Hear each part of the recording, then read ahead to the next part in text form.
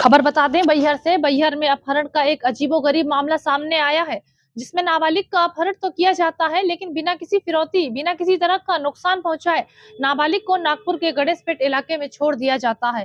पूरा मामला बता दें, बैहर थाना क्षेत्र के ग्राम बन्ना के रहने वाले नाबालिग छात्र हिमांशु ठाकरे पिता सुरेश ठाकरे उम्र 16 वर्ष का अपहरण बीते 13 नवंबर को सुबह 11 बजे के आसपास हुआ था। हिमांशु 10वीं कक्षा का छात्र है।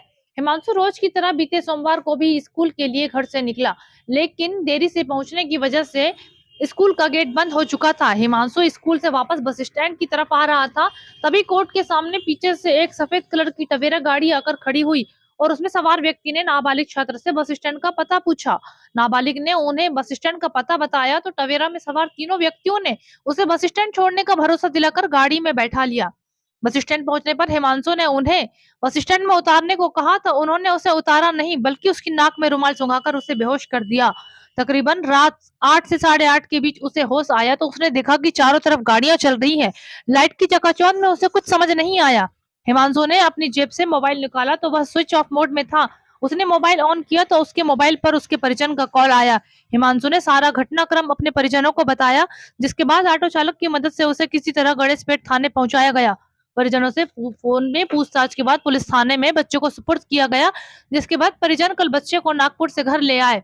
फिलहाल अपहरण की कहानी समझ से बाहर है। किसी का अपहरण होना किसी फिरौती के बिना या किसी को नुकसान पहुंचाए बिना उसे छोड़ देना।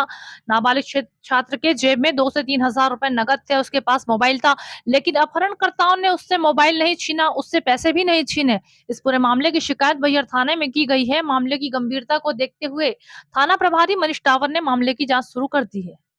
बताइए क्या हुआ था आपके भतीजे के साथ? हमारा भतीजा सोमवार के दिन 14 तारीख को सुबह 10:30 बजे करीब घर से निकला स्कूल जाने के लिए। कौन से स्कूल में पढ़ते हैं? ये बॉयज़ स्कूल बैहर में पढ़ते हैं। उस बीच में छुट्टी के समय तक तो हमने वेट किया 5:30 बजे तक करीब। उसके बाद सब घर में परेशान होने लगे। 6 बजे करीब बोले बच्चा आया नहीं अभी तक, सब बच्चे आ गए साथ वाले। तो फिर पता शुरू किए, इसके जितने दोस्त भाई हैं उनको फ़ोन लगाए हमने, जिन जिन का नंबर मिला उनसे बात की है। तुमड़ी भाट के कुछ बच्चे थे, गुआरी के बच्चे थे, सबसे बात की हमने। तो बोले नहीं लड़का आज स्कूल ही नहीं आया। तो हम बोले घर से स्कूल के लिए निकला और बच्चा स्कूल नहीं पहुंचा। टीचर लोगों से बात की तो बोले नहीं इसका एब्सेंट लगा हुआ है, आज स्कूल के अंदर आया ही नहीं। अब हमको भी डर बन गया। इस बीच में फिर हमने बच्चे के मोबाइल को ट्राई की, वो स्विच ऑफ ही आने लगा। 15-20 बार फ़ोन ट्राई किया। फिर बैठ के घर में विचार कर रहे थे, उतने में बच्चे का मोबाइल ऑन हुआ और मैसेज आया हमको। कितने बजे? ये 8:45 बजे की बात है सर, रात के 8:45 बजे कि मोबाइल ऑन हो गया तन्नू का। हम लोग प्यार से उसको तन्नू बोलते हैं घर में। वो नंबर जैसे ही ऑन हुआ तो हमारा फ़ोन लगा हुआ था, उसको सामने वाला बच्चे को फ़ोन लगा तो वो बोलता है चाचा, रोने लगा। बोले मैं किस जगह में हूँ, मेरे को कुछ समझ ही नहीं आ रहा है। लाइट भी चल रही है, बोले आजू बाजू कुछ दिख नहीं रहा है। फिर उसको मैंने बोला कहीं बोर्ड दिखाई दे रहा है बेटा या कोई आदमी दिखाई दे रहा हो तो उससे बात कराओ हमको। तो उन्होंने बोले एक ऑटो जा रही है यहाँ से। तो रिक्शा ऑटो वाले से दौड़ के गया और बात कराया। उन्होंने बोले चाचा से बात करो। तो हमने बात की तो मैं बोला भैया किस जगह में हमारा बच्चा? तो उन्होंने बताया गणेशपेट सिटी में है, बोले नागपुर में, महाराष्ट्र में बोले। तो मैंने बोला अगर आजू बाजू कोई पुलिस चौकी हो भैया तो मदद कर दो। बोला इसको छोड़ दो वहाँ पे, हम लोग वहाँ से रिसिप्ट कर लेंगे जैसा भी होगा। बच्चा सवेरे से 11 बजे से गायब है। तो उन्होंने बोला सर बोले यहाँ से 3 या 5 किलोमीटर दूरी पे है, 5 किलोमीटर दूरी पे है। बोले 300 रुपये चार्ज लगेगा आपको। हमने बोले 300 की जगह 500 ले लो सर, लेकिन उसको छोड़ो और पुलिस चौकी में जाके किसी भी पुलिस वाले से बात कराओ हमारी। तब उनने जाके गणेशपेट चौकी में TI साहब से बात कराई हमारी। हमने अपना एड्रेस दिया, बच्चे का आधार कार्ड भेजा, फ़ोटो भेजा। उस हिसाब से उनने वहाँ सर्टिफाई किया कि बच्चा इन्हीं का है। फिर हमारी एक मौसी रहती है नागपुर में, उनने बोले कोई रिलेशन वाले भी होंगे तो रिसिप्ट कर सकते हैं इसको। तो हमारी मौसी को भेजे हमने वहाँ, कमला गौतम गई और उनने वहाँ से बताया कि बोले सबसे पहले बैहर में आप लोग FIR करें बच्चे की। बैहर में आके सूचना दी। बैहर पुलिस ने भी गणेशपेट पुलिस चौकी नागपुर वालों के साथ बात की और उस बीच में सारा मामला क्लियर हो गया कि हिमांशु ठाकरे है, इस जगह से उठा है। और पूरी जानकारी क्लियर होने के बाद हम लोग यहाँ से गाड़ी लेके गए और बच्चे को लेके आया। सुबह पहुँचे हैं घर और आने के बाद फिर थाने में FIR किए हैं। किस दिन की घटना है? कौन सी कक्षा में पढ़ता है? ये सोमवार 14 तारीख की घटना है। ये सुबह 11 और 12 के बीच की घटना है और ये कक्षा 10th में पढ़ता है। क्या चाह रहे हैं आप आगे? हम लोग चाह रहे हैं कि आज के बाद इस एरिया में किसी बच्चे के साथ ऐसा ना हो, कोई स्कूल के आजू बाजू से उठाया ना जाए। इसलिए कानूनी कार्रवाई और CCTV फुटेज और सारी जानकारी पुलिस क्लियर कर दी, ये चाहते हैं बस। क्या हुआ था आपके साथ? मैं स्कूल के लिए निकला था घर से। स्कूल टाइम से पहुंचा। हालांकि मैं टाइम से पहुंचने के कारण स्कूल के अंदर प्रार्थना चालू थी तो गेट बंद कर दिया और जैसे गेट बंद करे तो मैं बोला सीधे घर जा रहा था बस स्टैंड तरफ, तो पीछे से गाड़ी वाले आए और गाड़ी वाले रोके। भैया टवेरा थी वो, कौन से कलर की थी? वाइट कलर की थी। तो उनने पूछा मेरे को कि बस स्टैंड किधर है, तो मैं बोला यहाँ जाना, लेफ्ट मुड़ जाना करके। तो उनने आप कहाँ जा रहे हो बोले, तो मैं बोला मैं भी बस स्टैंड तक के जा रहा हूँ। बस स्टैंड जा रहे हैं बोले, तो चलो तुमको छोड़ देते हैं, हमको रोड भी पता चल जाएगी, हमको पता चल जाए करके उनने वहाँ तक के लिए आया। उनको जैसे बोला रोको करके, मैंने तो रोके नहीं उनने। उसके बाद फिर मेरे को बेहोश कर दिए उनने।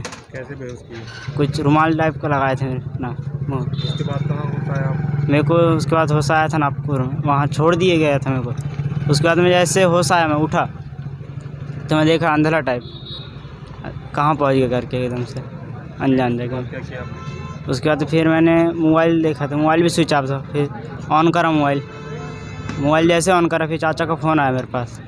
चाचा का फ़ोन आया तो घबराहट तो ऐसी थी, तो रो पड़ा। जैसे रो पड़ा तो फिर चाचा ने पूछा कि वहाँ आइट साइड कुछ दिख रहा है कि? चाचा ने, फिर मैंने बोला ऑटो दिख रही। फिर ऑटो वाले से चाचा ने बात करी थी। फिर तो क्या किसी प्रकार का आपको डराए, धमकाए, मारे या नहीं।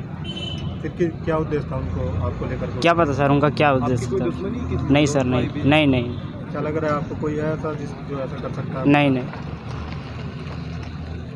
तो ठाकरे नामक एक लड़का है जो बन्ना का रहने वाला है, उसके द्वारा एक आवेदन दिया गया है कि सोमवार को स्कूल जा रहा था। स्कूल का गेट जब स्कूल का टाइम मतलब लग गया स्कूल, तो गेट बंद हो गया था। तब उस समय वो फिर अपने घर की ओर जा रहा था, तो रोड पर कोई टवेरा गाड़ी आई और उसमें कुछ लोगों ने उसको बिठा लिया और फिर वहाँ से उसको लेके गए। तो उसका कहना है कि मुझे रास्ते में कुछ सूंघा दिया और मैं बेहोश टाइप का हो गया। और उसके बाद फिर जब मुझे होश आया तो मैं रोड के किनारे कहीं पड़ा था।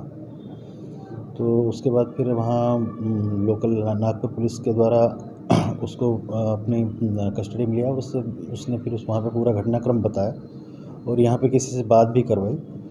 तो फिर वहाँ पे उसकी कोई दूर की रिश्तेदार दादी रहती थी, तो नागपुर पुलिस ने उनसे संपर्क करके उन्हें सुपुर्दगी में दिया। इस संबंध में उस लड़के ने आवेदन दिया है, चूँकि मामला गंभीर प्रवृत्ति का है। तो उस संबंध में जो कस्बे में जो कैमरे वैमरे लगे हैं उसके आधार पर हम अभी शिनाख्त की उसके बातचीत कर रहे हैं, पूछताछ कर रहे हैं, फुटेज देख करके उसके आधार पर आगे कार्रवाई करेंगे।